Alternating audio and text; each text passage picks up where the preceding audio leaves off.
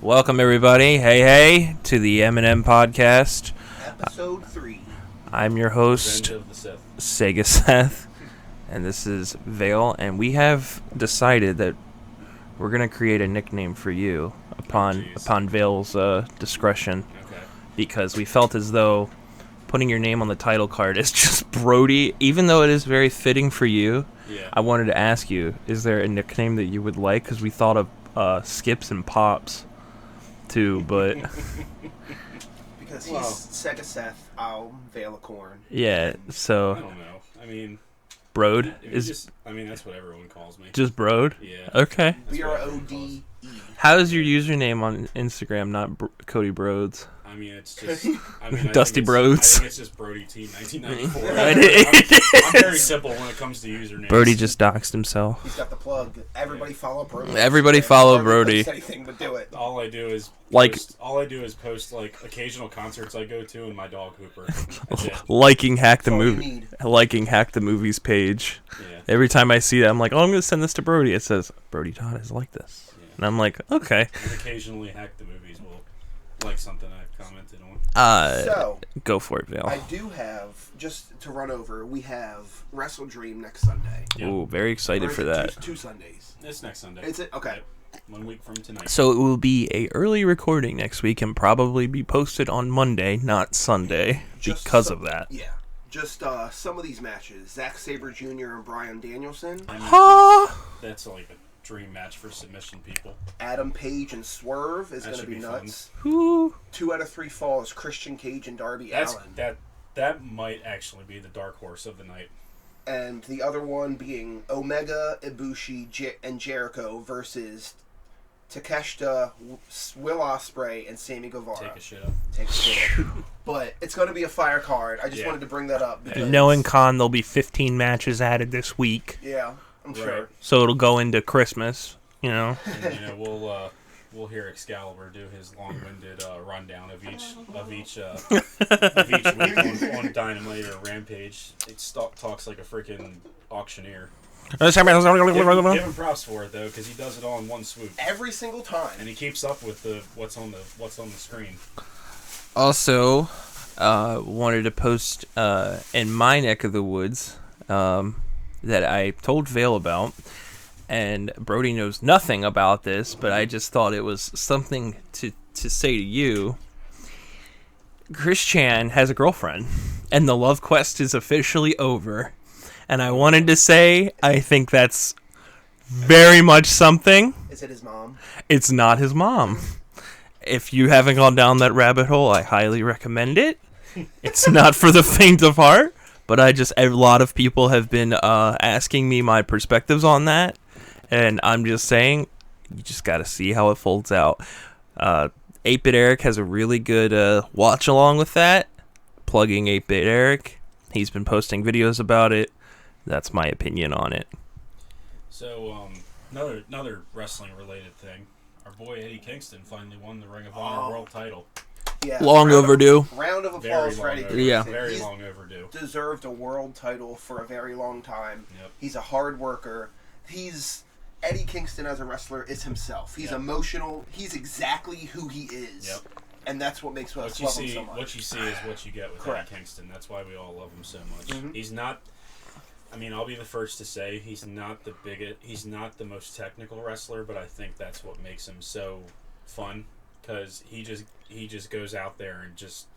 I mean, it's like he's fighting in the streets. Yeah. It's And all then, like his promos. I mean, Yeah. my God. He could cut a promo on a broom. I mean, he could go up against MJF and probably knock him down to size. It's always funny to me because every time he's like coming to the ring, he's always dressed very nonchalantly in his Yeah. Adam Sandler get up, And basically. he always comes to the ring like with a purpose. He always looks like a dad that's He's having. walking out there. He's like, like you can't. I mean, I know you all can't see it because we're doing audio just this week, but Which is because the lighting's messed up. Just to like have a visual of it. I mean, he looks like every time he comes out, like your dad coming home from work finding out that you did something wrong at school. I always thought he looked like a dad, like when a kid gets in a fight and someone goes tells their dad and they're coming down the hill to break up the fight. I always thought he looked like that. Like, he just always looks so pissed. Wait till your father gets home from the mines and sees your report. Yeah, the mines. So mad. Yeah, exactly. That's like what he looks like. It's like what my mom used to tell us whenever we would get in trouble.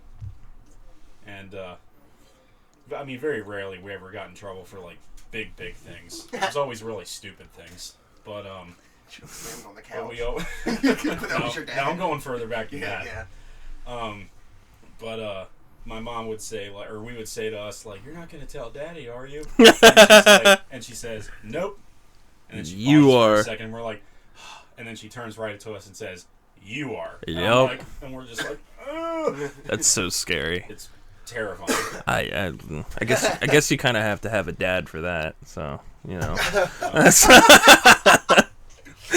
All right. Well, on the fun note, Christian Cage. oh no, we can kind of promo as Christian Cage right now, but I'll continue to roll. But influential bands. Yes. So the topic this week is influential bands. The bands that we feel like if you put them in a blender and poured them out, you would get our current music taste or our overall music taste.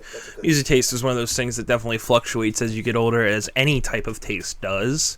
You might not have liked a specific food when you were a kid, but you love it now, or vice versa. These are not, and I cannot emphasize this enough, not our favorite bands. They might be one of them.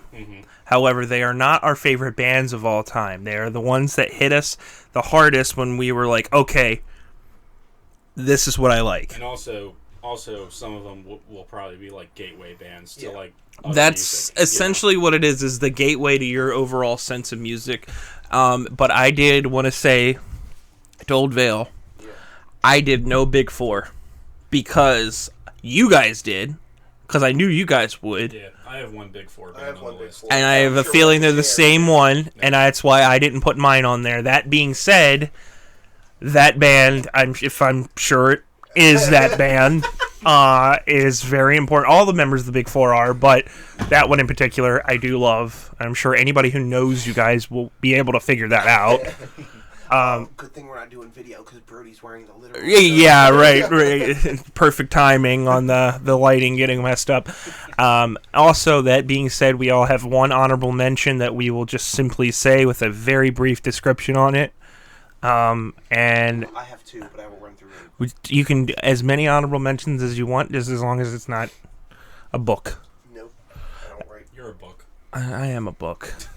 If I'm at least a comic book, I ain't no fucking dictionary. I'm a Diary of a Wimpy Kid. You're what the Double T Diner menu used to be. Oh, Oh my god. I'm not trying to rewrite Game of Thrones. Okay. All right, so go ahead. I'm gonna start. Honorables. My honorable mention is Rush. Okay.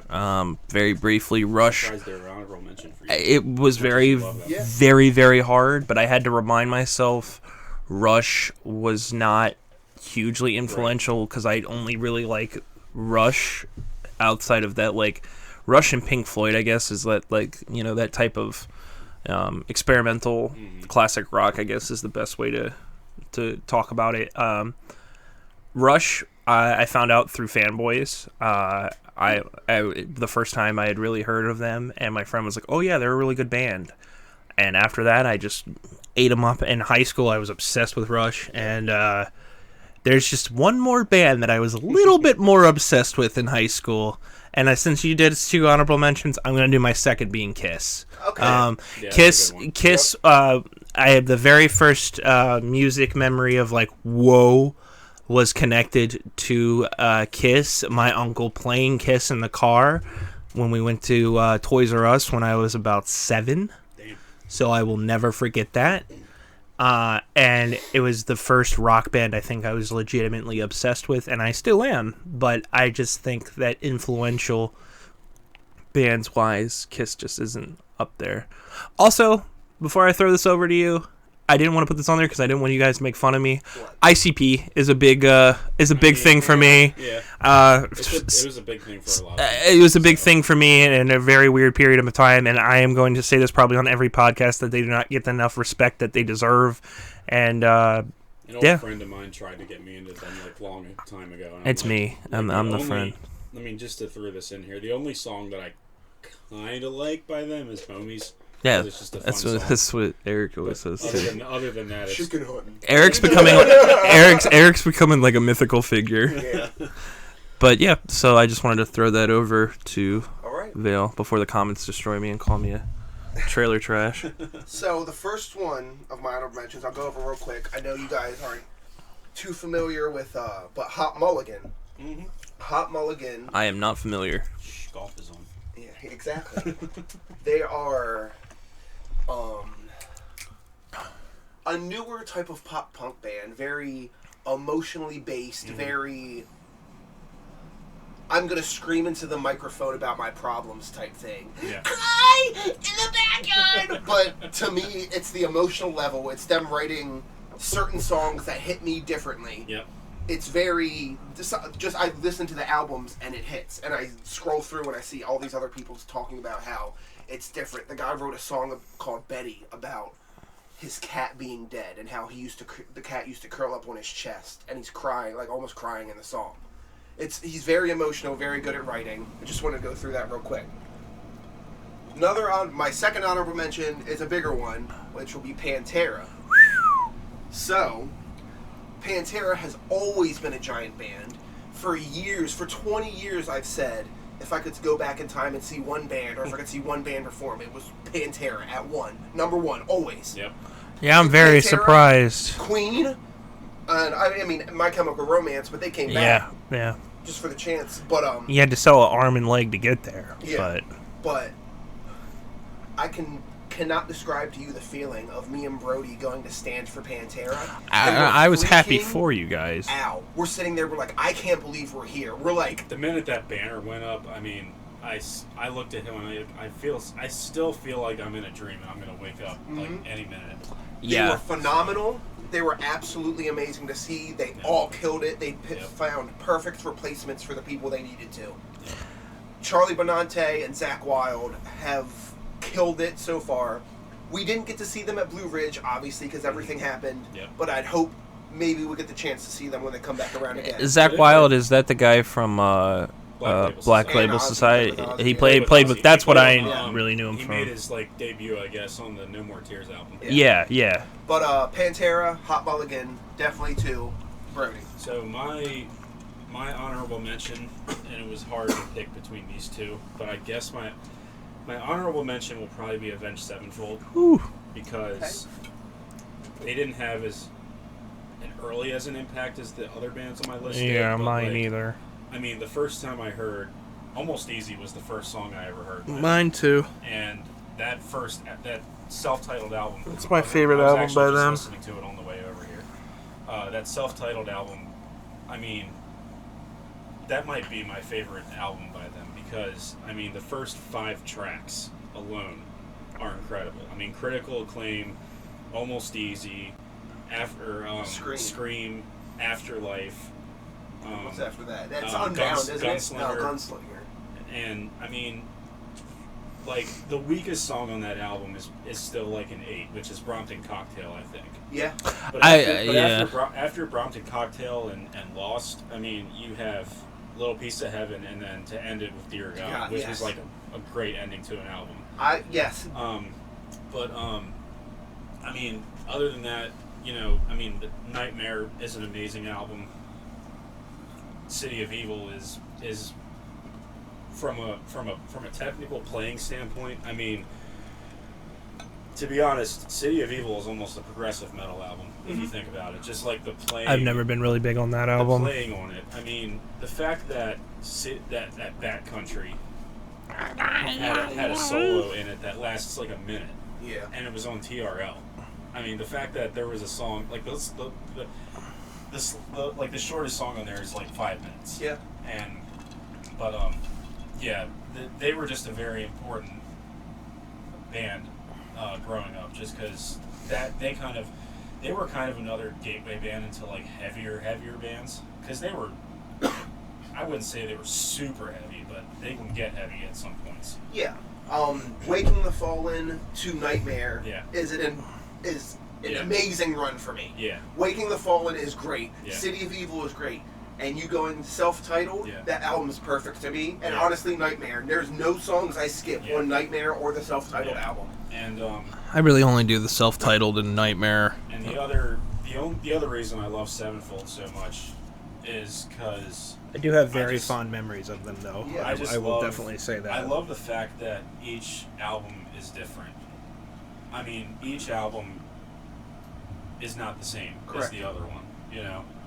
Which is why I love them so much. You listen to Sounding the Seventh Trumpet and then go to the stage, you're like, this not is even the stage. Not even the stage. Well, I would even say Life is But a Dream. But even to the extreme, but like, yeah. I did not like the stage. No, we got off that. But yeah, that's my honorable mention. All right. So I guess it'll start with me here. Okay, so my first one was obviously I've been a video game guy my whole life. I've been playing video games for as long as I can remember, starting with Sonic the Hedgehog. Crush 40 is my first choice. Okay. Wow. They did all the songs from Sonic that everybody remembers. Right. And they get no love from regular, average schmoes because it's always associated with Sonic. No, and that's fair because we're doing stuff that defines us, and I've got another one on my list where that makes sense. So I'm very happy with you saying that. Cool. So, and even if you don't know them, you know songs by them. Live and Learn. It doesn't matter. When I was going through this, the way that I was determining it was thinking of all these different things that helped me figure out my overall sense. The very 2000s fighting aesthetic kind of their music, it's almost like, I can't even really describe it. It just screams the 2000s of when I was playing these games, and I was like, I really like this music. I really want to listen to more like this music. I've seen Crush 40 play live. They're amazing. I've met Crush 40. They're really nice guys. Where'd you see them play? Too Many Games Con in 2017. Nice. They don't do too many concerts, but when they do, it's usually to an audience that's really going to appreciate them. Yeah, they're niche. Yeah. Yeah, so being a big Sonic nerd, of course I'm going to say that, but Crush 40 definitely, I feel like, was an impactful choice for me to go, okay, I definitely need to look at this more. And as the games progress and the themes, they do a perfect way of representing the tones and stuff like that. So Crush 40, gotta go with that. Perfect. Now, when you mentioned before the podcast, that is not one I did expect. So fun. That was the one I wanted to throw everybody off with. But my number 5. I think that's the only one. Yeah, you don't see the shirt today, but Pale Face Swiss. So part of it may be a recency bias, but over the last year and a half, I have grown to love this band, and they're very small. They're unknown. They're from Switzerland. If Pale Face Swiss didn't give away the name, but the raw, maybe they just like Swiss cheese. The energy, which is funny. Yeah. The raw. Wait for a second. The raw energy. Only you could have something where you're like, wait a minute on that Swiss cheese comment. The energy they bring, the heaviness, the breakdowns, the vocalist. I copy Zelly. Zelly is his name, from Sweden. He is, with his white hair. He is such an enthusiastic frontman. And I laugh at that is because when they came out on stage, so I saw them Friday, he comes out and he goes, "Are you guys ready to motherfucking mosh?" He goes, "We are the reason for the holes in Swiss cheese." And I was laughing. And he's including himself for 5 different songs. He jumped on the crowd and crowd surfed while he's singing. Oh, man. He was getting in the crowd. I have videos of him standing 3 feet from me singing songs. The energy they brought. I was in 3 mosh pits for different songs. Woo. I was in a Wall of Death. Yeah, you played the song last night for Absolutely, yes. That sounds Best brutal. Before Death. I remember when you told me that you were going to see them at Angel's Rock Bar of all places. Brody's been like worried about it for like the past week. And I'm like listening to them. I'm like, God, somebody's gonna freaking like die. Yeah. Like this place is gonna get destroyed. I told him all I kept thinking about was that Great White show where like the whole bingo hall burns down or whatever. Did you see the video of that? Shit, and the whole thing because of the pyro? Yeah. And I was like, oh man, like that's. Yeah. But Brody's like, I don't think that's gonna happen. And I'm like, yeah, I hope not. Paleface is a fun band just because they're very much in like the deathcore area, but like they're just, which is not my area of expertise. However, I do really enjoy. It's considered beat down. Yeah. Okay. But yeah, I can see that. But it's like it's super aggressive and heavy, but like the lyrics are like really emotional. It's almost like emo music, almost. Correct. Emo music with beatdowns. So, I'll end it with this. It's very, very hard to impress me in the metal genre nowadays. For me to sit back and go, "Oh my god!" Like that was. Yeah. I felt that because everyone's doing something. Everyone's breaking down. Everyone's doing screams. Yeah. Everyone's trying to copy Will Ramos from Lorna Shore. Not just that, but like I never noticed that. That is like the new trend. It's almost like I've always said in animation that whatever's the hottest thing, everything tries to copy. Like The Simpsons, Family Guy, and Rick and Morty have been like the basis of the last 20 years of like everything tries to copy that. It's almost like in music that's the same thing, and I didn't even think about that. That is very on point with that. Good, it's kind of like, just to that. Throw something in here, it's kind of like when Architects changed their sound up from being like a straight up metalcore band, or a straight up like, I mean, if you listen to their early stuff, like their first album, they sound nothing like they do today. Yeah. But like all their recent stuff in the last couple of years, like Doomsday, their song Doomsday. I mean, after that, a lot of bands like try, like I don't want to say copied the sound, but like everyone calls it Architects core. Yes. There was a lot of bands that did that, which is not a problem. You know, like there's a lot of good bands out there that sound like that. It's just like for a long time nobody was really doing anything original. Mm-hmm. You know.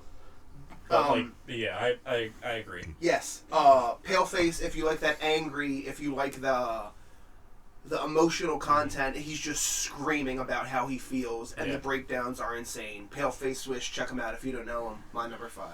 So, my list was in no particular order. I just kind of randomly threw it all together. But the first band, I guess, is for me is AC/DC. I had a feeling. If anyone knows me, like they do, I was genuinely obsessed with AC/DC for a very long time. One of the first CDs I ever bought with my own money was Back in Black, and I mean the album blew me away. It is a fantastic album. That's their best album with Brian Johnson. Yeah. I mean every track. That would be a fun topic too. Albums that are perfect all the way through. Yeah, that would be on there. But yeah, like I mean. Yeah, I mean that album was very important to me. Highway to Hell was very important to me. Yeah. I love Highway to Hell. The first time I ever saw them, I actually remember the exact date: Saturday, November 15th, 2008, at the what is now called the Capital One Arena in Washington D.C. It was on the Black Ice tour, and I think this is what really solidified my love for the band. They opened with the song "Rock and Roll Train." And it opens with this animation up on the screen of like Angus, the guitarist, as like the devil or a demon, basically loading coal into the train, and the train like gets off the track, and then like the train just starts coming towards the screen, and as soon as the train crashes, all this pyro is going off. The screen's opening up. There's a giant like steam locomotive train model that says AC/DC on the side. It has devil horns on the front, and they just go right into the song. When you saw at that time that you said you saw them at that time at that era, I would have lost my mind because they were my favorite band at that time too. I mean, I'm getting goosebumps talking about it. I love AC/DC. The minute I heard that like opening riff to Rock and Roll Train, I was like, okay, this is my favorite band. Yes. One of my favorite things, and I still remember it to this day, after the song ended, Brian Johnson comes out on the walkway, and he says, "You guys ready for a rock and roll party tonight?" And the whole crowd, like Pops. cheers. And he just goes, "Well, that's good because the party starts right now," and they go right into hell. Ain't a bad place to be. That's it was awesome. absolutely incredible. I love AC/DC. But go ahead. Yeah, but just real quick, and I know AC/DC is so important to you. This and another band that's on both of our lists are the I reason knew it. that you and me are friends. Yeah. Which is also Specifically. funny because it's Beavis and Butthead, and you Yeah, you and Beavis me and Butt- you yes. and me would do And that. even you with Kiss, because the first thing Yeah, I said to you one of was the Kiss first- needs to stop making albums. The first thing Vale ever said to me about music was, "Kiss needs to stop making albums," and I thought it was so funny. But yeah, AC/DC is just they were another gateway band because like they're not the heaviest band, but they were a hard rocking band, like to get me into like heavier Oh, stuff. absolutely. But yeah, that's one of my most influential bands to me. At the time, I think the most recent album at that time was Sonic Boom, and I remember not liking that album. I love So and I Yeah. and I remember Boom. being was like, that was yeah. another album I was obsessed with. Yeah. Sonic Boom. So You're number 4. my number 4. So on the topic of video 4. games. Saw that in theater. Oh no. That god awful movie. About music, damn it, music. Well, it's kind of about movies. Rob Zombie is my 4th, surprisingly, because on Twisted Metal 4, the intro to the game is Dracula, because of Dracula, whatever. Just so the comments don't tear them. Yeah, thank you. I love Rob Zombie. I love his work, not as much as probably Vale does, but I love Rob Zombie. I love his music. I love his movies. Not as much as a single artist that will be on this list too, but Wait. Do I know it? Yeah, is that one of the ones that I know? yeah, I would Is it- think. Okay. I would is it think. something you and me have in common? Yeah, Okay. I would think. But Rob Zombie, hearing Dracula as a kid, I was like, wow, okay, I really like this. And for the first, like, let's say, I was a kid playing that, so I was probably like 5, up until I was probably like 11 when like YouTube came out. I remember finding it on there, and I was like, oh, so that's what this is, and I would play it all the time. The video for it's great. Yeah, and I remember looking up the intro on YouTube and finding it, and someone was saying, I love Rob Zombie, and I was like, what? And I was like, oh, that's the guy that did Halloween, and then I started listening. Because of that, I started finding out about other metal bands, but it was a tie between this and the band that's going to be on your guys' list, because I wanted to do something different. Yeah. I found them both kind of at the same time, but this is what I went to because of like the fact that I was, I barely had a music taste at that point outside of, The Beatles. not even the Beatles yet. Yeah. I didn't discover the Beatles till I was like 14. Oh, wow. So that was another one that's not on this list, surprisingly. I will throw that out there right now. Okay. It's not. They are my outspokenly favorite band, but that is not on here. But Rob Zombie, hearing that as a kid, I was like, wow, I like this. This is great. I've always said about the Dracula video, the shot of Zombie and like the demon just riding in the Dracula car. I always said that's me and Brandon going to concerts. Yeah, exactly. Rob So Zombie overall, just a real quick. He does comic books. He does horror movies. Oh, yes, he does comic heavy metal books. He music. succeeds in everything he does. Yeah. He's very, very good. love it or hate it, he's still putting his heart into stuff. And, me and Seth bonded over the animation he did for Beavis and Butthead Do America. oh my at the god, time. yeah, that Sucks. we So- must have rewatched that scene in particular, despite many rewatching the times, movies yeah. so many times. Watching that scene, I mean, alone, That's incredible. I'm a big animation guy, so of course, seeing those visuals, I definitely probably stole a couple when I was in high school to finish an art project or something. But yes, Rob Zombie, love him to death. Biggest thing, the reason I can't talk about it yet. You gotta talk about yours, but. The obvious spoiler, it's like No Way Home that all 3 Spider-Men were going to be in the same movie. Yeah. But, go ahead. Okay. My number 4... Wait, let me double check this, because I do have the list. I ended up changing it a bunch this morning. Okay, yes. So my number 4 is since it's describing the story so far. So the story so far is a pop punk band, of course. Again, they're very raw and emotional. And Parker Cannon had his heart broken by a girl 10 years ago and wrote 3 albums about it. Wow. Holy shit. And every single song you listen to is a banger. If you go and you listen to those albums, Clairvoyant, I think you'll notice when things become different. Okay. That song, he moved on. He's doing new No Pressure now. It's more upbeat type stuff to where he's having fun. And then I saw a video recently on the internet of him doing an original Story So Far song, and he looks so happy. And he's singing and he's smiling, and everyone is singing along.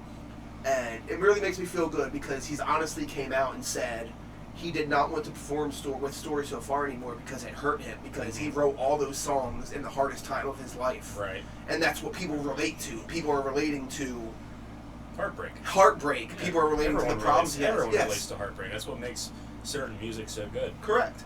So. Oh yeah, I love the song they did, "If I Fall." Yeah. If I Fall. That wasn't okay. Yeah, that was it. I didn't know if it was "If I Fail" or. So. I like that song a lot. Very good. I got to see them live at the last Warped Tour. It was fantastic.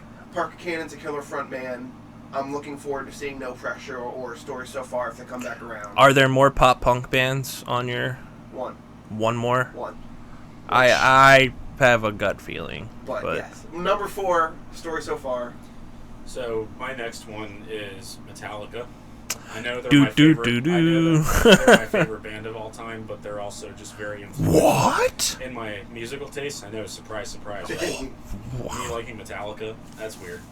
But I mean, the first song I ever heard by them was One, and I just want to give a shout out to one of my oldest friends, Will Catone. If you're listening, he's the one that showed me Avenged Sevenfold and Metallica. So he's like one of the reasons. He's one of your the canon reasons, event. He's one of the reasons why I'm into all these bands. But the first time I heard One, I mean, I heard the intro. I'm like, oh, this is pretty good. But then like when that machine gun guitar and drums came in, I was just like, what the hell is this? And after that, I went down a rabbit hole and started listening to Injustice. I listened to Injustice for All quite a bit when I was younger. Was that your go-to? Well, probably because if you heard At One. the time, yeah, because I heard One, and Injustice for All was also one of the first albums I bought with my own money. That was the same thing with me, where I was talking about how it was a tie between that and Rob Zombie, because Master of Puppets, that was the first song I heard by them, and that was the album that I listened to the most at first because of that. Well, so Injustice I'm sure. isn't bad. I mean, Blackened, you've got. I love Injustice For To Live All. Is To Die. Yeah. I mean, people. I know. I mean, I'm only gonna stay on this subject for a little bit because it's an age-old friggin' discussion. I understand that there's no bass on the album, okay? But that really didn't bother me. Whoa, I'm gonna need you to not be controversial here. What do you think this is, Howard Stern? But because the songwriting and just the heaviness of the guitars on the album, like, I mean, it didn't matter to me whether there was bass on the album or not. I mean, there's so many good songs. Blackened, Injustice for All, One, Fright Ends of Sanity, To Live Is To Die, Dyer's Eve. I mean, I love that Dyer's opening Eve. to Dyer's Eve, like, just, Yeah. I mean, the fact I always that forget that's on that album. The album goes from To Live Is To Die, like, it ends with, like, that beautiful guitar, and then it just goes, and then it just punches you in the face like a freaking, like a freaking boxing glove. I mean, Slap you so hard. it just Freight train. The Roman Reigns comeback. That's Five Finger Death Punch. but yeah, Dyer's Eve, the way it just like comes out of nowhere. I mean, that opening riff is absolutely incredible. Yeah. But other than that, I mean, first time I saw them was in 2012, and that's kind of Yeah, and I was so jealous of both of you. That's kind of when Metallica became my favorite band, because I will never forget seeing that opening from The Good, the Bad, and the Ugly, and then and then hearing them come out opening with Hit the Lights and then going straight into Master of Puppets, I'll never forget that. Permanently engraved in our brain. And getting into my first mosh pit, by the way, to Fade to Black, Yeah, which is to really Fade to funny. Black. The thing I remember the most about that tour was before you left, we watched the John Cena DVD, and then when you guys were there, Brody called me when Ghost was performing because they did a cover of "Here Comes the Sun," and I remember listening to that on my shitty little MV3. But yeah, I mean, they're the band I instantly think of when I with you. Metallica is just so influential to me, just because, like I said, they were probably another. I wouldn't say they were a gateway band, but they were another band that made me want to listen to other stuff like that, right? Like Slayer, Megadeth. I'd say they were a Anthrax. gateway into our thrash love. Honestly. Oh yeah. I mean, thrash is like in my top. Thrash metal, as far as subgenres go, it's in my like top 3 as far as that goes. But yeah, Metallica is they're easily one of my other influential bands of all yeah, time. and like I said with the Beatles, I mean, it just would have been too predictable for me. But yeah, Metallica is tied with the Beatles for my favorite band. But my second favorite band is on here. But that's later. So now, the way I did this was kind of thinking about my life in like a timeline. So like Crush 40 and Rob Zombie when I was a little kid playing video games, watching movies and cartoons and playing video games was like my favorite thing to do as a kid. So it was hard for me to make the decision on a single artist that I feel like had the biggest influence on me. Rob Zombie was a big one. Michael Jackson's a big one. Yeah. But I want to wait for Brody to get back to to say it. It'll be something I want to see his reaction to. But okay. Tell me real quick. It's Weird Al. Oh yeah, okay. When I was about 11 years old, I remember this clear as day. I actually remember the date too, as crazy as that is to say. My birthday party when I was a kid was usually 2 days before my actual birthday. I was 10 years old. I was turning 10, and we were cleaning the house. My sister and I were for my birthday party, the first time that at the house they're at now. Where my parents are. Yeah. I had moved. I was really nervous. I was really, anxious that I wasn't going to see a lot of my friends or something. My sister showed me a music video. She was like, "Come here, I want you to see this." And it was White and Nerdy, which was brand new at the time. Yeah. I fell in love. I watched it on YouTube over and over again. I got the CD. I adore Weird Al with every bit of my being. He is, hands down, when it comes to singles artists, the most influential one to just being funny. Without Weird Al, we don't get Psycho Stick. So, my obvious choice was Weird Al. That's a good one. Yeah, so we need to go see him. I would love to see him. Vale just had to go use the bathroom now too. But it'll be like one-on-one sessions. I said Weird Al. Just seeing him at that age, it was the right time. Right. And then finding out that he was on the Transformers soundtrack from when I was a kid just made me love it more. Seeing all these videos. I peed quick. Okay. More than 2 shakes. I'll be back in 2 shakes. Yes, but yeah, but so Weird Al is a huge one for me. I've never seen him live, but I've heard he puts on a great show. I've heard that. I had somebody tell me one time that their parents went to a Weird Al show and they texted them and they were like, "This is the weirdest thing I think I've ever seen." But you know what? That's what I love about him. I remember, so like I said, this week I've just been listening to stuff that I feel like would be on this list. Mm-hmm.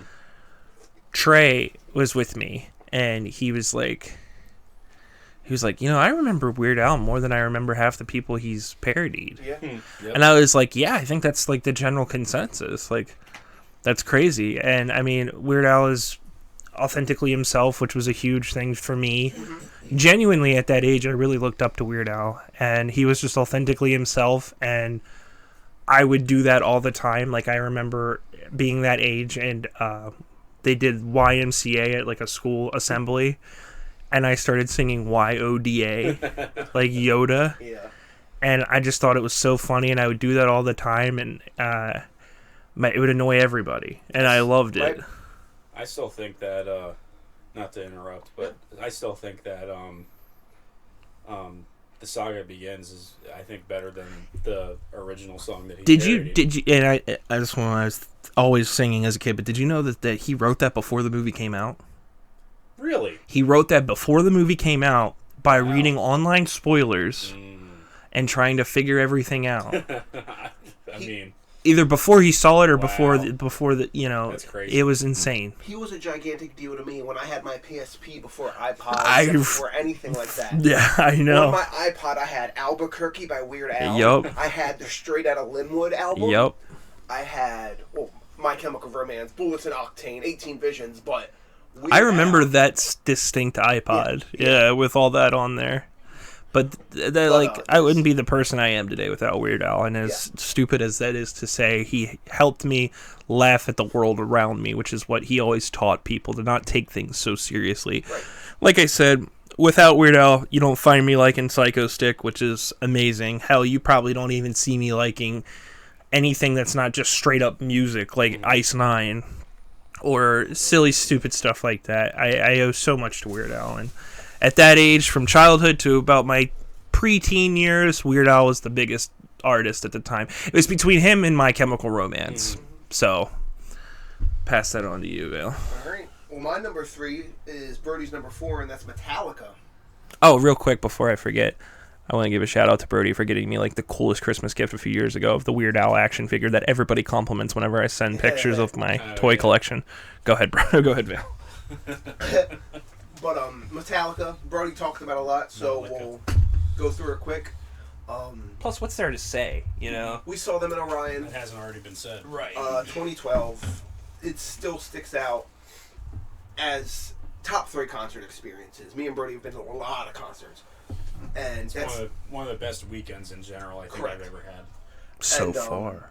So the story I was talking about earlier, AC/DC and Metallica are the reason that me and Brody are friends. Yep. Me and Brody met on a playground, and I was wearing a Metallica shirt, and he was wearing an AC/DC shirt. And he walked up to me and he said, "I like your shirt." And I said, "Hey, I like your shirt too. My dad has all the AC/DC albums." He And said, I just pestered him weeks for weeks. Come over and get those CDs. "Yeah." And then he did. I didn't have them all. And then he did, and from then on, we had always been best friends. He came over, he talked to my dad once, and that was history. Ken Vale just became my second father. Yeah, mine too. Yeah. Mine too. So, I've heard Metallica since I was born. Obviously, you guys both know how big of a Metallica fan my dad is. Oh, Yeah. without I'm sure a doubt. it's one of the first things I heard when I came out. I of would my I would mom's- bank my on mom's womb. I would bank on that. Yeah. I mean, his dad, Ken has told us multiple times about the first time he heard Metallica. His buddy gave him Ride the Lightning, and he heard Fight Fire with Fire, and he's like, "What's this?"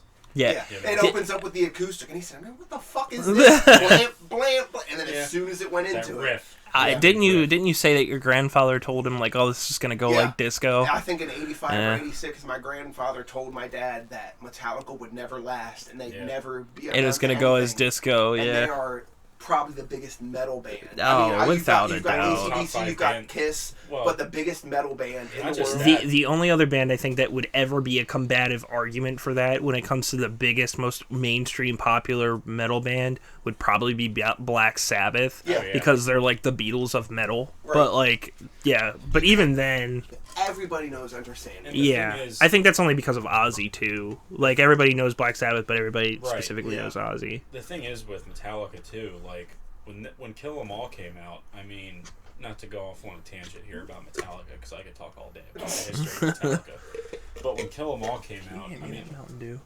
but Yeah. when Thank you. when Kill 'Em All came out, I mean, no radio wanted to play it because they heard and they're like, this is not good. This is not going to get us airplay. This is going nowhere. So they essentially, I mean, they essentially had to like go their own, not go their own way because they had a lot of people behind them, but like the people that helped them. I mean, you know, Johnny and Marcia Zazzola,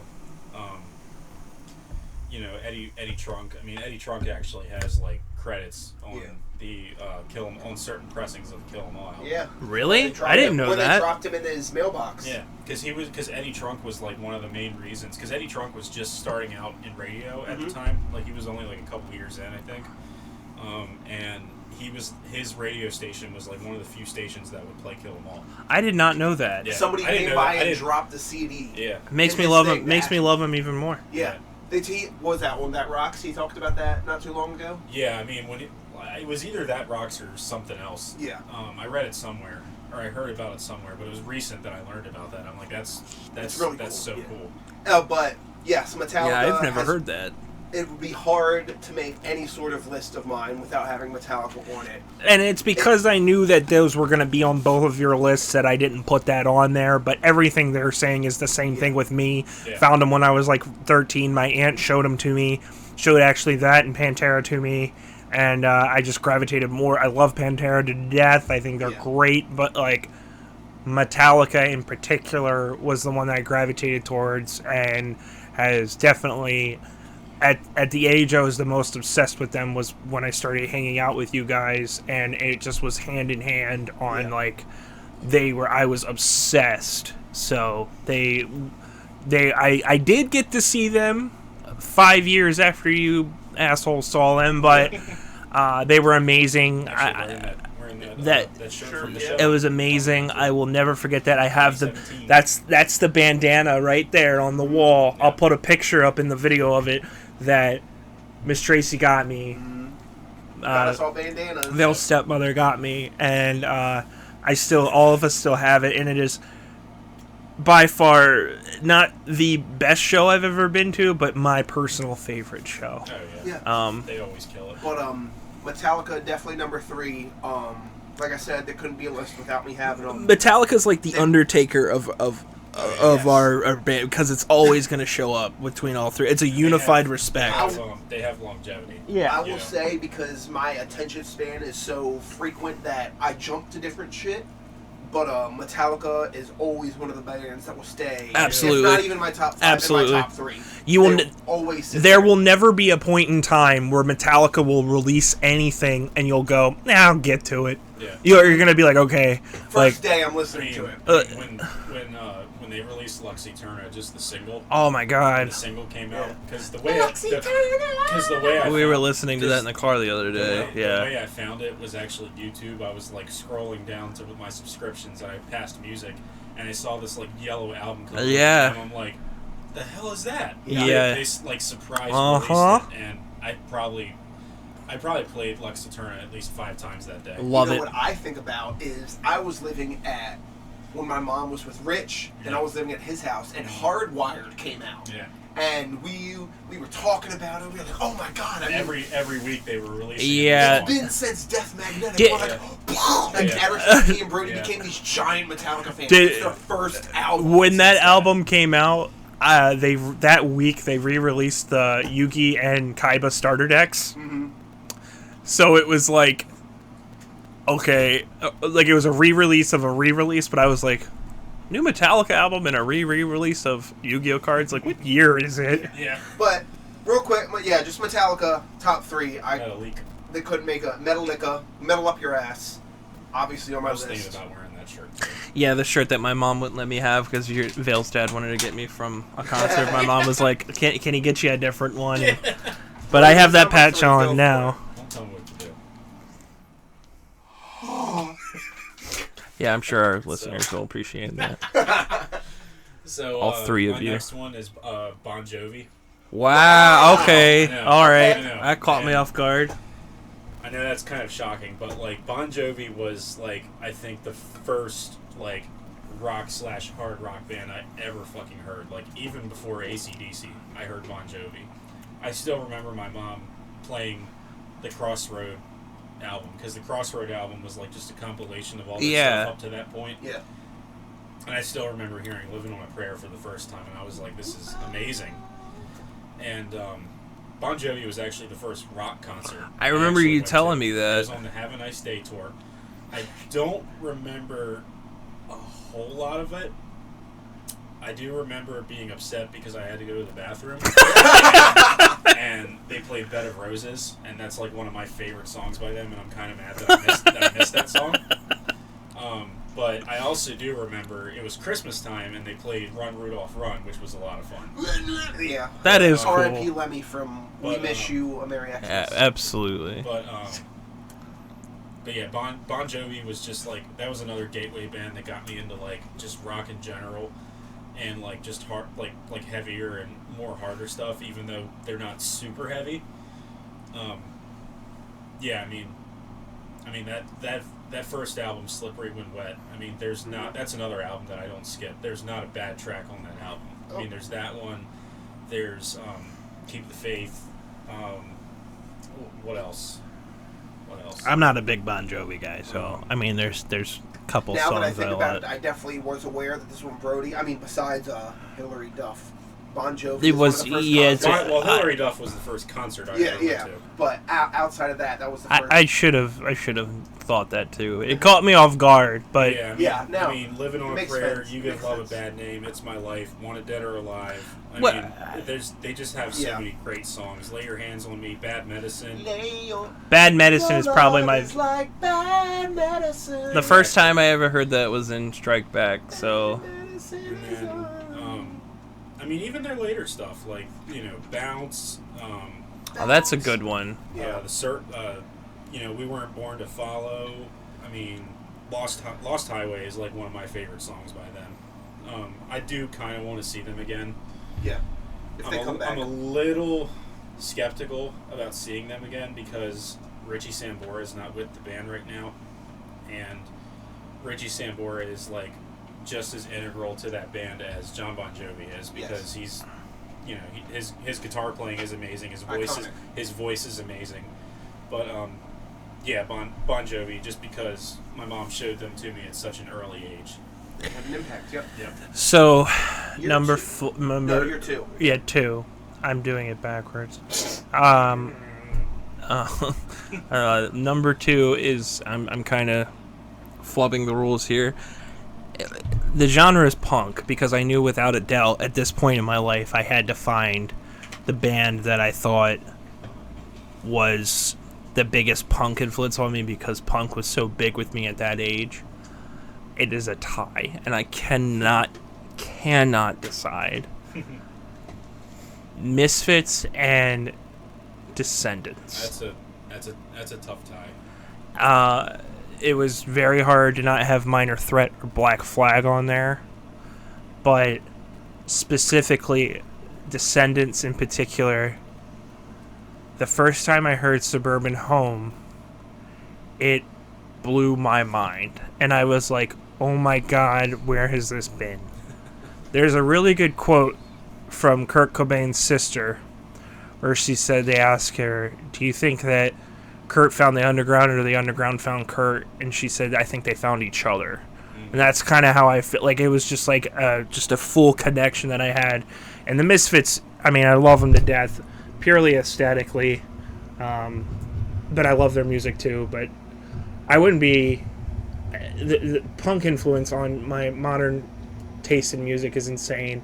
Milo Goes to College is one of those albums, like I said, that is That's from one of the best start punk to albums of all time. finish is legit perfect. Sorry, my mic fell.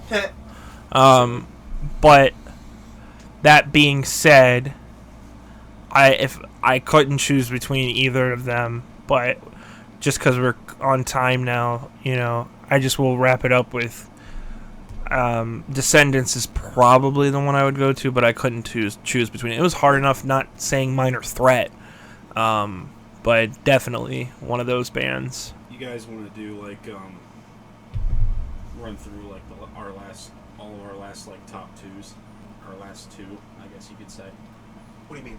Like you go 2, I go 2. Oh, we can. If You go your that's last easier. 2. Just to kind of.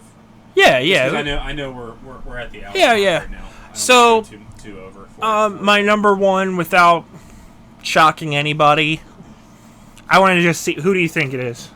If it's not Metallica, it's not the Beatles. Yeah, it's Nirvana. Nirvana was the biggest influence on me in high school. They became obsession, and my obsession, the relation I had with Kurt, reading his journals, feeling like I was like, wow, okay, like every other teenager did, but I love their music. Their music was the biggest. There's not much more you can say about Nirvana. That hasn't been said. I mean, Nevermind was not just like a really good album, but like it is the album of the 90s. That was a cultural, like everything pre-Nirvana. There was everything pre-Nirvana and then pre-Nevermind, and there was everything like post-Nevermind. Yeah, right, 100%. I mean, the aesthetic changed, the musical landscape just changed in general. You guys know that Nirvana definitely is in my top, but I've never, ever denied the fact that the cultural impact that they had. And I know neither of you are as big into Nirvana as I am. You guys are more into the Foo Fighters and Alice in Chains and stuff. And it was hard not having... It's only because Alice in Chains is like more on the heavier side. Yeah. That's the only reason. Well, grunge and punk and alternative was more my jam and still is. Nirvana, I mean, there's nothing else I can say. That without Nirvana, I would not be listening to anything rock-related, probably. I'll just throw one thing in about Nirvana. I mean, you look at, like, how those guys were dressing back then. Oh, without a doubt. You could dress like that today and nobody would bat it. I do. I literally... Like, they were just wearing T-shirts and jeans. That's literally my aesthetic. I wear trip pants and jeans. That's it. And it's been that way forever. Love Nirvana. I feel like the band that you associate with the person is always, one of them, and everybody always says Nirvana. I've had people give me Nirvana everything. And just that's fair because my last two equal that. So I'll wrap it up with I love Nirvana and always will, and I get why people don't. I want to emphasize that. I get why people think they're overrated. I 100%. But Nirvana is very important to me. 100%. Well, okay, well then real quick, my number... There's no well around here. I just think of that time we were at Wilson's and we would just listen to CDs before streaming and listening to Nevermind and Iron Maiden nonstop. But yeah, that was awesome. And calling the Penis Pump Company on the... that we're going to save that story. But yes. But okay, my number two, they're tattooed on me, Iceland Kills. Love them. It's a good one. So, Spencer, give us a retweet. In 2014 at one of the Warped Tours, and the only reason I went to that Warped Tour was to go see Attila, which obviously back in the... I mean, I know people hate on Attila and whatnot, but at that time... It was so... About That Life was huge with me. Everything was huge with me. I was going to go see Attila, and their bus got broken down. So, the band that played at the same time as forgot about that. The band that played at the same time as them was Ice9 Kills, and I went to the other stage to see them. And they weren't into where they are now. Mm-hmm. They were almost a completely different band, almost. They used to be like a borderline ska band. Yeah, very scene, very ska, very... Yeah. That's a weird combination. But, yeah, I mean, if you listen to their early stuff, it's... Well, they were like the theater metal was like their thing, and like theater kids love ska. But after I saw them, I paid attention to them for quite a few years. Every Trick in the Book came out the next year. I liked Me, Myself, and Hyde. I liked the whole concept behind the storybooks. And then, I was working with Rite Aid, and The Silver Scream was coming out in October. I remember that. And The American Nightmare drops, the song that's about Nightmare on Elm Street. Oh. And I can't tell you about how much that changed my life hearing that. It's dramatic, but I have a really bad memory, but one of the things I can pinpoint was getting out at work at midnight one night at Rite Aid and listening to the entire album in my car before I even drove home. I remember getting the day Kingdom Hearts 3 came out was the day you were getting your Ice Nine tattoo, and you just played that album all the way through, and I was like, wow. Amazing. Silver Scream. I fell in love with that album. Yes. And then leading even into Welcome to Horrorwood. Oh, I love it. They've done so great. You haven't seen my Welcome to Horrorwood shirt I got yet. Oh, really? Yeah, I love it. But the pure interaction between horror and metal. Yeah. It's they go hard to hand in speak hand. To me on a different. Yeah. As a person I am, hearing about this metalcore bands performing songs about Friday the 13th, about Texas Chainsaw Massacre, about all these movies I love that are special in my heart. Right. It's very niche, but they've grown a very big following doing it because they're good at what they do. Shout out to Dead Meat for that. Who make music for the stuff they like. Shout out to Dead Meat, who's doing a kill count coming on Ice 9 Kills this week. Very, very excited for that. I definitely want to plug that too. But Ice 9's definitely my number 2. I've got them tattooed on me. IX, I met Spencer. I showed him my tattoo. It's in the same spot as his. That's so cool. He said it was cool. He gave me. I'm really mad I didn't go with you. To the Warped. Trey met him. Said he was really nice. He was awesome. Because I actually was going to, because I had worked Saturday night.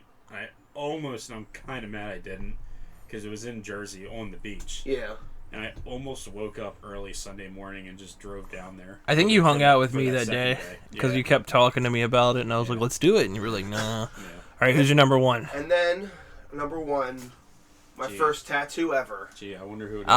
Yeah. It's Blink-182. You're Nirvana, Blink-182. So, Metallica has always had a special place in my heart, but in my personal opinion, I could not find a better band to evaluate or describe myself than Blink-182. Yeah, I can see that. That was like the most edgiest thing I've heard you say in a long time, though. Yeah, but like me reading Kurt's journals. Blink-182 has some of the deepest songs you'll ever hear. Without a doubt. Stay Together for the Kids. And I'm gonna get to that because Okay. Seth cried last night. I did at that new song. I was really stoned, but I cried. But it hits way too personally. Stay Together for the Kids, and then you have the comedic timing with the built this pool with when you fucked Grandpa. Happy Holidays. Happy Holidays. I listen to that every Christmas. And then they also have that upbeat punk. I got a regret right now. Exactly. We're getting feeling this. We're getting what's my age again. Everybody knows all the stuff. They were in my mind for this list because of how big they were back then. And then they split, and Matt Skiba from Alkaline Trio came in, and honestly, I love California. California is a great album. Everybody doesn't like it for some reason. I love it. I love that album. It sounded like classic Blink to me. Bored to Death, Cynical, Home is a Lonely Place. Yeah.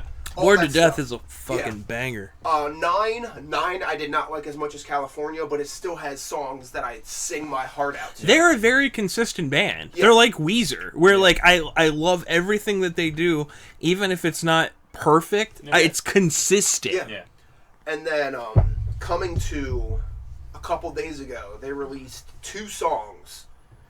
One called One More Time, and it is an emotional love letter to themselves, to the fans. They talk about how it shouldn't take a plane crash, which Travis Barker was in, or shouldn't take a sickness, which Mark Hoppus had cancer. And the only reason they got back together was because Mark Hoppus accidentally posted to his public Instagram story instead of his private, talking about his chemo. That's and great. Tom DeLonge was like, we need to talk. Yeah. Hearing them do One More Time, I cried. I did cried too. Like a baby. I thought it was just him being a Blink guy, but the lyrics in that song and the message in that song, the video too. Oh my god! The video is literally shots of all. There's different shots of each video. From strangers into brothers, from brothers. Into that was the line. That was the line that got me the hardest, and I'm getting emotional just sitting here thinking about it. But I'm not a fanboy of Blink or anything like that. I like their music, but my God, it hit hard. And then their other song was... It was something with 4 words. I haven't got it all down yet. I listened to it. It's pretty good. But essentially, it's a classic Blink song. It sounds like it should come off untitled. Yeah. More Than You Know. More Than You Know. It's got Travis Barker doing his double bass during the main chorus. Tom DeLonge screaming, da ba ba da ba ba, and it's very Blink. With between the love song and that song, I'm so excited for the album come October 21st, I believe. I think that Travis Barker did a cover of the song Freaks that I really like on one of those albums, and I can't remember which one. He might. Travis Barker does absolutely everything. Yeah, I know he does. He's everywhere. He's the revival of pop punk. I'll give him that. They are the definitive pop punk band, I think. I've always said that I think Enema of the State kind of is where pop punk, like pop punk can go back as early as like even Dookie by Green Day. I would, or even before that. I mean, that was the turning point where like, punk was becoming but that. I think Enema of the State was the defining pop punk album, and like what pop punk just is in general, and where it started and everything. Yep. Blink-182, my number one. They were my first tattoo ever for $50 on a random ass tattoo shop in Baltimore. I remember that. I put them on my arm. I love them to death. Those three guys have helped me through a lot. Yep. Their music means a lot to me. I cannot explain how much I love them. That's my number one. Just one of those bands that I just associate with you two. Mm-hmm. Yeah. So I'm interested. My last two bands are. Oh, I think I know. One of them is Led Zeppelin. And that's the one I thought. My mom got me Led Zeppelin 4 for me. Well, actually, it was the CD she had. And she's like, she basically like hands me the CD and says, "Listen, check this out. You might like it." That's crazy because my Led Zeppelin experience was the same thing because it was a hand-me-down from my uncle that my aunt gave me, and it was the early days and the later days. Yeah. And that was yeah. The first song I ever heard by them was Black Dog, which opens up the album Led Zeppelin 4, and I'm like, and this I just thought, wow, these guys are just incredibly talented. I mean, Jimmy Page is probably one of my favorite guitarists of all time. He always will be. And just the mix of like blues and like hard rock. Because I mean, a lot of people call Led Zeppelin a metal band. I do not. I don't either. I do not think Led Zeppelin is a metal band at all. They're a borderline hard rock band.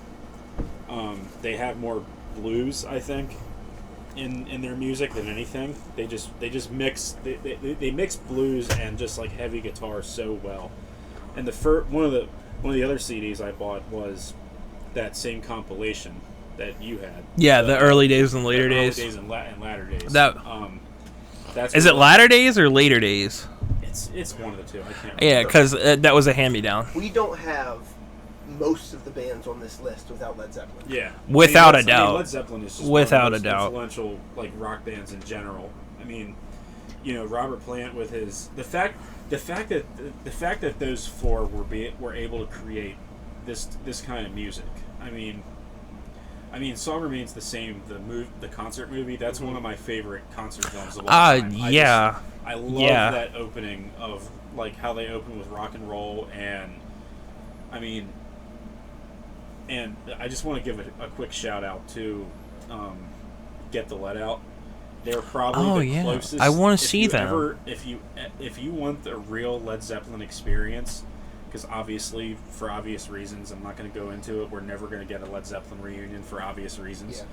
But if you ever want the real, true Zeppelin experience, go see them, because they are the closest thing to Led Zeppelin live that you will ever see. I mean, they don't just play the hits. I mean, they play deep cuts, like deep cuts. Some songs I've never even heard. But, Led Zeppelin, John Bonham, he was such a powerhouse drummer. The way he was able to hit those drums, was absolutely incredible. That's another gateway band where I got into heavier stuff and more just classic rock in general. Yeah. Who's number one though? But yeah, remember I said this is in no particular order. Yeah. Right. So this was my last band, and it was actually really hard for me to decide between as an honorable mention or Avenged Sevenfold as my last band. Yeah. But my last band would probably be Motley Crue. I had a feeling. Mainly because I still remember going yard sailing one day and I found Dr. Feelgood at a yard sale. And my mom says, "Oh yeah, I like that album." And I put it on, and the opening with TNT, Terror in Tinseltown, I'm like, I heard this, I'm like, what the fuck is this? Yeah. I'm like, that you hear this guitar and you hear this this ambulance stopping, and then all of a sudden you hear the tires screeching, and then it just goes right into Dr. Feelgood. That opening riff to Dr. Feelgood, like, hit me like a Mack truck. I was like, whoa, who is Love this? Motley Crue. I love Motley Crue. I mean, Kickstart My Heart will always be my favorite song. And honestly, Dr. Feelgood is probably my favorite album by them because there's just so many good songs and a lot. It's honestly one of their most consistent. I mean, I say this as a huge Motley Crue fan. As Theater of Pain, I love Theater of Pain. I love I love Saints of Los Angeles. That was the first song I heard by them was Saints of Los Angeles. That was the first song I. But yeah, I mean, Dr. Feelgood, Rattlesnake Shake, Without You, Same Old Situation, Don't Go Away Mad, Time for Change. Yep. I mean, oh my god, it's just a star packed. I mean, it's weird because that was like their Getting Clean album. That was like when they all decided to get clean. And it was also the tour that they had the most issues on. Yeah. Which is funny because it's my favorite album by them. Check out The Dirt. Oh, yeah, absolutely. Read the book. Yeah. The movie's really good, but read the book. The book is fantastic. The movie is also And great. I'll also say, I just want to put this on record, like, the movie is child's play compared to what's in the book. Oh, yeah. Yeah, I mean, they're one of my other influential bands just because, like, of how hard rocking they are and the hooks that they write and just the energy that they have. I mean, they're another band where I think a lot of people thought they were going to fade out at each point in their career, like each album, but they never do. I mean, and they're still around to this day.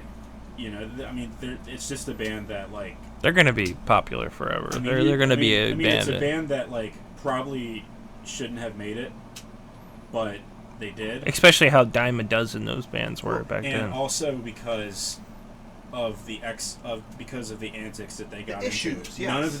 None of them should be alive. Yeah. None of them. And but they made it through. It only sucks nowadays because now Mick Mars isn't involved.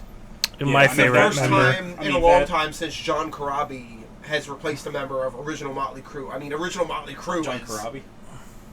John 5? John Corabi, because it's the first time that someone's replaced him since Vince got replaced. Yeah. But, and I know you're a little bit more of a bigger fan of the Corabi albums than I am. I love the self-titled album. There's a couple songs I like. I think that self-titled album is criminally underrated. I'm glad I got to see Motley Crue a couple times with the original lineup. Yep. It was fantastic to see. I'm still pissed that you guys see them with Kiss. They're, you went to Def Leppard and Crue, though, Def Leppard and Kiss. I haven't seen Crue yet.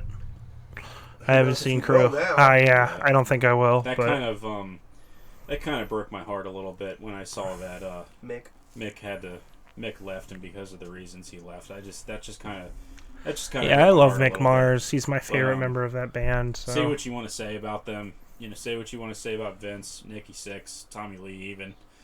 I mean, they're a very important band in that genre, and I mean, they're probably, as far as hair metal band goes, they're definitely my favorite band of that era. Tommy Lee got a huge pee-pee. The only one compared to Motley Crue is Cinderella. Oh yeah, they'll always be my close. Mine is Halloween and UFO. I love UFO. Oh yeah, already Trunk. I know. But now that we're through, one more run through since we want to talk about Saw X comes out. Yes, and next week we will be doing when does that come out? It's this Thursday. It's Thursday. Because me and my girlfriend have tickets for Saturday night in the big D box in Arundel D. Mills. Yeah, I don't know what it is. I think it's basically just a bigger theater with better speakers. But I will be saying it's Saturday. So, and I know you said you were going to see it. I'm going to see it probably Friday. So it'll be something we can discuss briefly. Because Brody won't. Because I'm not going to have my work schedule. I'm not going to have time to see it right when it comes out. I might go see it that Monday, but I don't know. Yeah, we'll do a quick synopsis. So, but we're not really going to even be talking too much about the movie. Just our general thoughts without spoilers, very briefly. Right. But we are going to be. I still have to go back and watch. But Jigsaw it will be and Spiral. Me and Seth talked earlier. I'm going to spend the rest of this week probably watching some of the Saw movies after I get off. Me as well. Yeah, me as well. Sit through because one, it's my girlfriend's favorite genre or my favorite series, and I'm gonna sit through. I'm gonna watch them all. I didn't see Spiral yet. I have not seen. I Spiral liked at all. Spiral. I know That's a lot the of one with people. Chris Rock and Yeah, Jigsaw. no, that's Spiral. Spiral. I saw Spiral and I really liked it, so I definitely recommend it. Honestly, before that, like I've never been super big into those movies. After like 4, I just felt like they overstayed their welcome. 1 through 4 is fantastic. Yeah. And 7 sticks out for me strictly for the kill. Well, the Chester Bennington kill where they've got him. Yeah. When he's stuck to the seat. He's sewed up to the seat and he has to pull his skin off. I remember you guys telling me about that, and I was like, yeah, I guess I should probably check those out. But that's what I'm doing this week. Yep. I'm going to be doing that as well. And what so. are you watching? What have you watched? So really briefly, At some point it's rude. I within the last 2 weeks, I watched outside of Curb Your Enthusiasm, I watched My Adventures with Superman. I think that's the name of it. The animated Superman show that's on Adult Swim. That is. It is on HBO Max, and it is really good. It's a mix of anime and in the way like Teen Titans is, but it's a little bit like the intro is super anime. Yeah. I watched every episode with Trey, and Trey's not a big Superman guy, but even he was like, "Wow, this is interesting." Nice. Genuinely loved it. I'm very, very picky with superhero stuff these days because I like them all, and I usually watch most of it, but Oversaturated. it's oversaturated. Yeah. With Marvel, the way it blew up, there's There's so much. There's so much everywhere. So I have to pick and choose. Which season 2 of Loki starts next week. Yeah, see, like Loki, I will watch. Yeah, I will watch all of Loki because I loved watching the first season. First season was amazing. My buddy and I were talking about that. Shout out to a big fan of this channel. Yes, very sad. Anyway.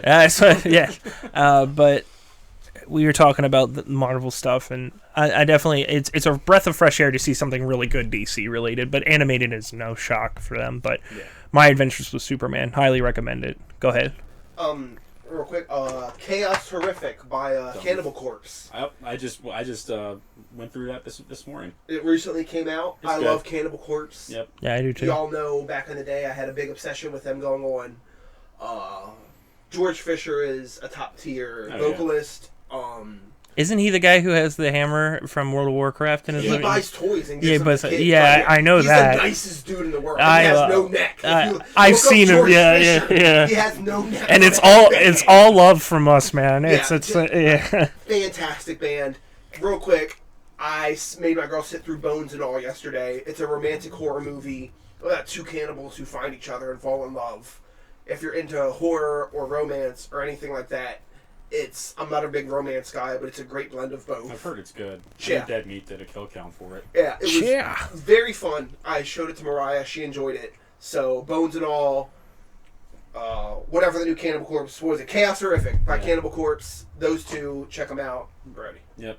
Yeah, I just listened to Chaos Horrific this morning. Actually, they're one of those bands where it's like, they come out with an album and it's really nothing new, but it's like it's just Cannibal Corpse. And That's what you expect. They're still at the top of their game. They're the godfathers of death metal, in my opinion. Oh, I love them. They were one of the first ones for me too. But yeah, I mean, George Fisher still sounds strong. The rest of the band still sounds strong. Mm-hmm. I kind of want to see them again. It's been a while since I've seen them. I also, what else am I listening to? I'm going through lists because, as you guys know, I like going through lists and stuff. I'm going through the best albums. It's something Loudwire posted. It's the best albums by 30 legendary metal bands, and I'm just about finished the self-titled album by Avenged Sevenfold. Copy that and send it to me. It's not the full list though. How many you have? With the top 30? 28. 28. Send me the top 28. Okay. Because I'm gonna save it. But the second one after that is Behemoth the Satanist. I mean that's another album that's like just absolutely crushing. What else? As far as watching stuff goes, I actually just watched this movie that they covered on the kill count recently because the kill counts have been getting like really weird because of the writer's strike. Because of the writer's strike. But I just watched this movie called Kronos. It's mainly a Spanish language film. It is something. But it stars Ron Perlman. I can't remember the other guy's name, but it's the first feature film by Guillermo del Toro, who everyone knows. It's I thought you said whoever that is. no. I was just saying what. I'm gonna have to edit that out. But it's a very interesting film. It's definitely a vampire film. I think it's. No. What? Okay. I thought it was on that poster of James. But it's a pretty good movie. I mean, it definitely has that like Del Toro charm. Like it's got a fantastical feel to it. It's got a very kind of bittersweet ending. Ron Perlman is really good as the brute character as it's described. Yeah. But it's a really interesting film. Just a quick synopsis about it. It's basically about this antique shop owner in New Mexico City who comes upon this thing called the Chronos device, and it basically promises you eternal life. So it's almost, and he basically gets addicted to it, and so it's almost about drug addiction as well. Yeah, I've seen parts of it. But like, it's just a very interesting film. If you like vampire stuff, and if you're a fan of Del Toro, I highly recommend checking it out. Yeah. All right, well, that'll wrap it for this week, guys. Thank you for listening. Next week is something related to Saw. So we're talking about Saw, probably our favorite film, but what do you want to do our top 5? Should we do... I had an idea, and I will run it by you guys. It's October 1st. There was an idea. Yeah, that's October 1st is next Sunday. Yep. So for the month, it's all horror related for next month. All horror related. Yeah. I thought top 5 things you watch to get in the Halloween mood that aren't movies. So like TV specials, things that you watch, music videos. Okay. I can things let me copy that down. things that you associate with the season that aren't horror movies. Right. No, I can think of something. Yeah, definitely. So I mean, I'll probably text you midweek saying, "What's the topic again?" Because I was forgetting. So now we've got the podcast group chat. So right. Also, if you guys have Q&As for us, I know that please feel free to like and comment and ask us questions. We love answering them. Thank you guys all for liking and sharing and listening to the podcast. We have a very small following, and it's very refreshing that we have good feedback on this, and the support that we have is really awesome because 3 people that just genuinely love doing this. Realistically, this is one of my favorite part of the weeks. Absolutely, sitting down and talking, just bullshitting about our Yeah. favorite stuff. Which I get excited every we would Sunday be doing this without the mics. podcast. Yes, It's basically just us hanging out, but recording it. And we're taking advice on this one. I'm so glad that we're doing it. But thank you, Pat Contry, for that too. The CU podcast, love it to death, and that was the biggest inspiration behind this. That rocks. But and Hack the Movies. Other than that, take care, stay spooky. See you guys next week. Crowd kill your friends. Crowd kill your friends. Of spooky season.